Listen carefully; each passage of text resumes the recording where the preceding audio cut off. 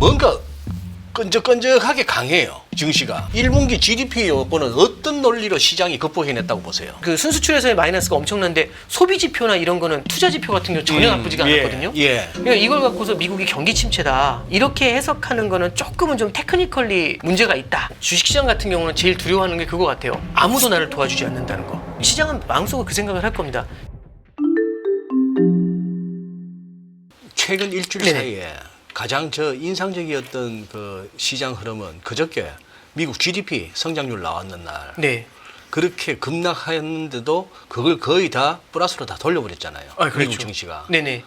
그런 상황이었고 어제 같은 경우도 뭐 그렇고 지금 어쨌거나 시장이 미국 증시 같은 경우는 4월 달에 그 이렇게 급락 이후에도 월봉 보면 뭐 아래꼬리가 엄청나네. 네네. 역대급으로 달렸잖아요. 네, 그렇습니다. 그런 네. 상황에서 왔는데 자 지금 요 부분 네네. 그냥 시장이 이렇게 끈질기게 뭔가 관세가 어차피 협상은 될 거야. 네네. 그리고 4월에 봤던 막 미국 달러 표시 자산 흔들어대던 거 이것도 어느 정도 잦아들고 지금 말씀하신 대로 서로 죽는 게임이라서 결국은 그거 못해 하는 네네. 어떤 인식도 있었다고 볼 수 있겠는데 네네. 근데 뭔가 지금 느낌은 뭔가 끈적끈적하게 강해요. 네네.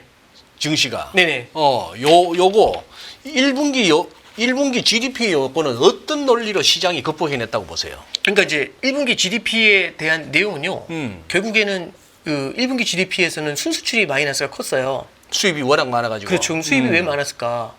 그건 뭐냐면 관세 때릴까봐 미리 땡겨서 산 거잖아요. 예. 그럼 만약 이제 죄송합니다. 관세가 어떤 논리로 갈지 모르지만 2분기에는 아마 순수출에서는 아마 지난 1분기에 있었던 마이너스가 많이 메워지지 않을까요? 실제로 GDP 나와 보면은 2분기 성장률에 대해서는 그렇게 나쁘게 보지는 않고 있는 것 같아요. 그래서 지금 2분기 성장률에 대해서 외신에서 보면은 외국계 IB 보면은 뭐 분기를 갖다가 연율로 한 사람이 2%대 성장도 기대하고 그러거든요. 그러니까 이게 뭐냐면은 그 진짜 어떤 경기 침체 때문에 이게 둔화됐다라기보다는 이게 결국에는 순수출에서 너무 막대한 마이너스를 주고 있다라는 게 큰 것 같아요. 그러니까 뭐냐면은 그 관세로 인한 일시적인 그렇죠. 네. 그러니까 이게 마이너스가 엄청난데 그 순수출에서의 마이너스가 엄청난데 소비 지표나 이런 거는 투자 지표 같은 경우 전혀 나쁘지가 않았거든요. 예. 그러니까 이걸 갖고서 미국이 경기 침체다 이렇게 해석하는 거는 조금은 좀 테크니컬리 문제가 있다. 저도 그 부분은 이해는 돼요. 네, 그래서 일단 금융시장이 그 자체를 갖다가 처음에는 좀 쇼킹하게 받아들였다가 이후에는 다른 기대감 같은 것도 협상이 잘 될 거라는 기대감으로 되돌린 게 되게 크거든요. 그러니까 지금 시장은요. 주식시장 같은 경우는 제일 두려워하는 게 그거 같아요. 아무도 나를 도와주지 않는다는 거. 뭐냐면은 관세는 때릴 것 같고 관세에서도 전혀 양보가 없을 것 같고 90일 이후에는요. 전혀 없어. 무조건 때릴 거야. 이거랑 그다음에 결국에는 관세는 계속 때릴 것 같고 연준은 못 들어와주고 그 다음에 재무부도 도와주질 않는다고 하면 이런 완전 고립무원이거든요. 네. 이게 4월 달에 시장을 흔들어 놨던 가장 큰 요인이었어요. 그래요. 근데 방금 말씀드린 것처럼 관세 쪽에서부터 지금 풀려 나오려고 하는 거지 않습니까? 그러니까 결국에는 근원을 해결해 준다라고 하니까 시장이 지금 계속해서 거기에 대한 기대를 갖고 가고 있는 거죠. 시장은 마음속으로 그 생각을 할 겁니다. 결국엔 해결해 줄 거야, 어떻게든. 결국엔 해결할 거야. 이벤추얼리 해결이 될 거야라고 생각을 하면 뉴스를 기다리면서 뭐 버틸 수 있는 그런 케이스가 될 수가 있겠죠. 네. 우리 오 단장님의 뷰가 궁금해요. 저는 이제 어떤 생각을 하고 있나 하면은 계속해서 내가 다른 영상에서 오 단장님도 비슷한 말씀하신 것 같은 걸 한번 보긴 봤는데 네네. 즉 뭐냐 한번 요약하자면은 우리가 트럼프 때문에 지금 우리가 2025년 와서 이 개고생을 해. 예. 작년 말까지만 해도 미국 테크주 사면은 뭐 무조건 먹는 분위기였고 몇 년째 그냥 미국 주식은 사면 그냥 버는 거고 환율까지 올라가니까 환에서도 먹어 주식으로도 먹어 이래서 막 좋다가 그렇게 해서 작년 끝물에 들어가셨던 분들은 입에서 진짜 트럼프 뉴스에서 트럼프 화면에 트럼프만 나와도 싫을 거예요. 네네. 근데 제 얘기는 상호 관세를 갖다가 모든 나라에 우방이고 뭐고 할 것 없이 다 그냥 일괄적으로 때렸다고 하는 그 충격이 트리거로 작용은 했지만 혹시 그 가능성은 없냐는 말이죠. 멀리 2008년 금융위기 때부터 S&P 500 666포인트 그 무렵부터 해서 이제 양적 완화, 저금리, 마이너스 금리 이렇게 해서 오다가 이거 한번 좀 정리해야 되나 싶은데 그걸 또 코로나 맞아가지고 또 또 저금리, 양적 완화, 재정 확대 네. 그렇게 해서 쭉 왔던 게 2024년까지 왔던 거고 네. 뭔가 이게 조금은 한번 정리가 필요한 단계에서 관세라는 핑계로 이렇게 됐을 뿐이다. 라는 네. 뷰에는 어떻게 보세요? 그러니까 약간은 뭐랄까요, 이제 이런 거죠. 그러니까 뭐냐면은 이 굉장히 많은 짐을 싣고 달려가는 자전거인데 불안불안하게. 그래. 그럼 이제 뭐에 부딪혀서 넘어지든지 간에 누구나 다 넘어질 거라고 생각을 했는데 막상 보니까 밑에 돌뿌리가 하나 있었다든지 아니면 옆에 지나가던 아줌마의 어떤 자전거가 하나 있었다든지 뭐 그런 거 부딪혀서 넘어졌으니까 뭐에 부딪혔는지가 중요한 게 아니라 원래 이게 아슬아슬했던 거야 이제 이런 논리가 되는 거거든요. 네. 그리고 이제 그것 때문에 이제 코로나 때문에 흔들렸을 수도 있고 관세 때문에 흔들렸을 수도 있다 이제 이렇게 보는 건데 저는 이제 생각하고 있는 거는 약간은 맥락이 좀 다른 것 같아요. 그래요? 뭐냐면은 결국에는 이게 주가만 오른 게 아니라, 그러니까 물론 밸류에이션이 팽창한 것도 분명히 있지만 미국 경제가 독보적인 성장을 가져간다라는 건 분명히 갖고 있지 않습니까? 이 독보적인 성장에 대한 기대감이 분명히 있었는데 저는 이번에 이제 시장이 흔들리면서 시장이 좀 느꼈던 건 그거 같아요. 지금 미국 예외주의가 크게 흔들렸거든요. 미국 예외주의라는 건 뭐냐면은 미국은 웬만해도 계속 성장해. 그리고 전 세계에서 리더십도 엄청나. 그럼 미국이란 나라는 진짜 옛날에 영국처럼 해가 지지 않는 나라야. 이런 느낌들을 되게 많이 주면서 미국 자산시장으로는 끝도 없이 자금이 이제 몰려들었던 거거든요. 근데 끝도 없이 자금이 많이 몰려드니까 미국은 소비를 계속하게 하게 되고 달러는 계속 강세였던 거고 그러다 보니까 미국의 무역 적자라는 게요.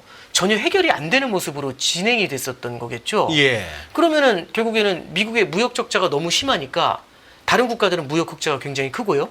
무역 적자가 심한 만큼 돈을 빌려가지고 계속 소비를 하니까 미국은 빚이 너무 커진 거지 않습니까? 그러니까 어떻게 보면은요. 그동안 너무 많이 좋아져 있던 이 상황 속에서 미국의 부채가 너무 커졌던 거고 트럼프나 베센트나 똑같은 생각을 하는 것 같아요. 지금의 미국의 이 부채는 지속 가능하지 않다. 그럼 보통 일반적인 국가들은 다이어트를 통해서 그 부채를 갖다 줄이려고 하거든요. 네. 근데 이제 트럼프나 베센트는 이거는 다른 국가들이 우리한테 페이크를 썼기 때문이다. 무역 적자는 우리가 손해를 보는 거다. 그래서 너희들이 이걸 갖다 해결해라라고 하면서 이제 관세를 갖고서 이제 그 문제를 갖다가 약간 뭐랄까요 빠르게 해결하고 싶어하는 모습 예, 그런 게 좀 나타나는 것 같아요. 그래서 저는 어떤 그 동안에 있었었던 글로벌 불균형, 이 불균형을 갖다가 다시 되감으려고 하는 노력 속에서 나타나는 되게 큰 마찰적 충격이 아니겠는가 이제 그런 생각은 좀 하고 있습니다. 네. 그래요.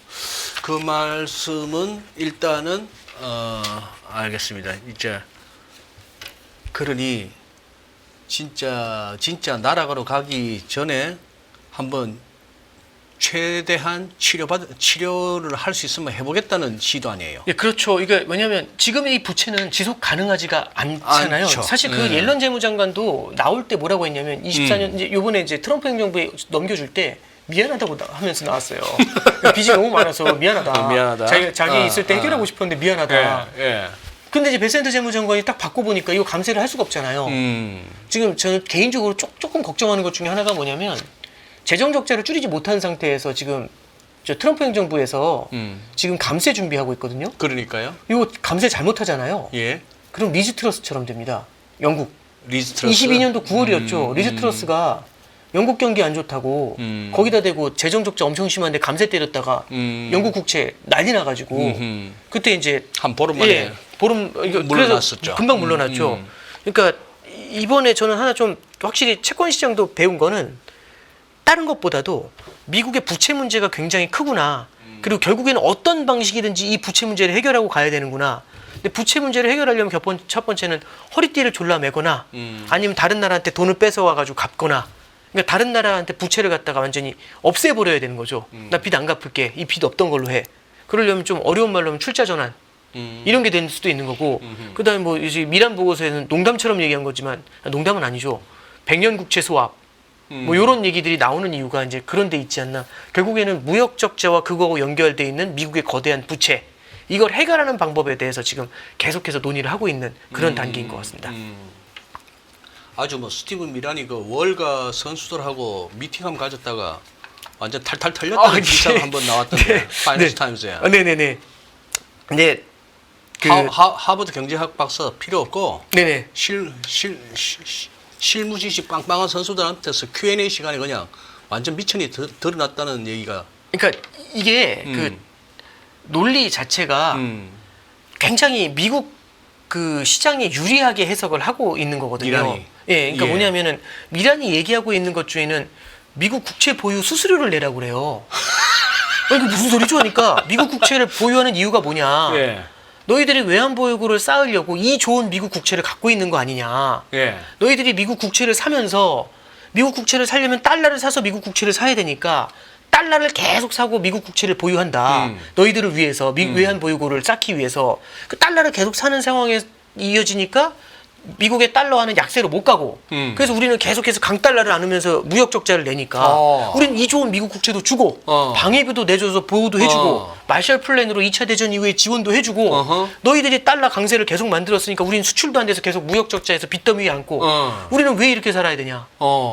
그러니까 저기 이렇게 좋은 미국 국채 가져갔으니까 이자 못 내. 이자를 못 내요? 말이 됩니까? 그럼 수수료 내. 이런 거죠. 국채 보유 수수료. 이 좋은 걸 갖고 있으니까요. 근데 이게 내국인하고 외국인에 대한 투자 차별이에요. 이렇게 되면 신뢰가 무너집니다. 예. 왜냐하면 예를 들어서 그 소장님께서 저한테 돈을 빌려주셨어요. 네. 근데 제 채권을 갖고 계시는데 제가 갑자기 그런 거죠. 저처럼 멋있는 사람한테 진짜 그렇게 생각하는 아니 이상한 사람 아닙니다. 저처럼 멋있는 사람한테 돈을 빌려주셨으면 수수료 내셔야죠. 이런 거잖아요. 황당하죠. 그리고 이제 100년 국채 수합론도 결국은 그거죠. 이제 대표님, 이제 소장님께서 3개월 남은 겁니다. 제 대출이. 그래서 전화하신 거죠. 3개월 있다 원금 갚아야 돼. 내게 전화하니까 제가 딱 봤는데 저 소장님 전화 끊지 말고 기다리세요. 하더니만 100년 국채를 찍어가지고 3개월짜리 국채고 바꿔드려요. 근데 3개월짜리 국채를 제가 찢어버렸거든요. 그럼 100년 국채 남으신 거지 않습니까? 네. 황당하신 거죠. 그렇죠. 이자도 얼마 안 드린다고 그러고. 네. 그러면 이제 나중에 제가 100년 있다 갚을게요 딱 이러면 손절 치셔야죠. 쟤랑은 안 되겠다. 그 다음에 이제 어떻게 하시겠습니까? 카톡방에 나 이상한 애 하나 한다. 그래서 이제 아시는 그 모든 네트워크에다 전화하실 거지 않습니까? 그런 상황에서 제가 한 명한테 돈 빌리려고 전화하면 3개월 빌린다고 얘기할 때 3개월로 들리겠습니까? 100년으로 들리겠습니까? 그럼 오히려 그게 미국 국채에 대한 신뢰를 흔들어 놓는 문제를 만들어 놓거든요. 요번에도 이제 보셔서 아시겠지만은 이게 미국 국채에 대한 신뢰가 흔들리고 이런 거 한 번씩 겪잖아요. 금리가 뛰었다 올라왔다 이걸 큰 걸 한 번씩 겪으면 어떤 문제가 생기냐면 채권 국채 시장의 변동성이 높다는 걸 알게 되잖아요. 예. 그럼 미래가 확실하게 펼쳐지는 게 아니라 계속 내려간다, 안정된다 이게 아니라 미래가 불안하잖아요. 그럼 프리미엄을 더 달라고 해요. 그럼 이거는 미국 국채에 대한 기간 프리미엄을 끌어올리는 요인이 될 수 있거든요. 아마 미란 같은 경우는 그런 형태의 비난들을 굉장히 그러니까 그 디테일에서 굉장히 많은 아마 지적을 받지 않았을까 싶습니다. 네네. 매일 돈을 쓰는데 그 가치는 누가 정할까요? 정답은 슈퍼달러 슈퍼리치에 있습니다. 복잡한 공식은 빼고 투자 타이밍을 잡는 환율의 핵심만 담았습니다. 빠르게 변화하는 금융시장, 그 중심엔 언제나 환율이 있습니다. 오늘부터 환율과 썸 타볼까요? 더 많은 영상을 보고 싶으신 분들은 화면 오른쪽에 있는 구독 버튼을 눌러주시기 바랍니다. 그리고 영상을 보시면서 좋아요는 필수인 거 아시죠? 항상 인포맥스 라이브를 사랑해주셔서 감사합니다.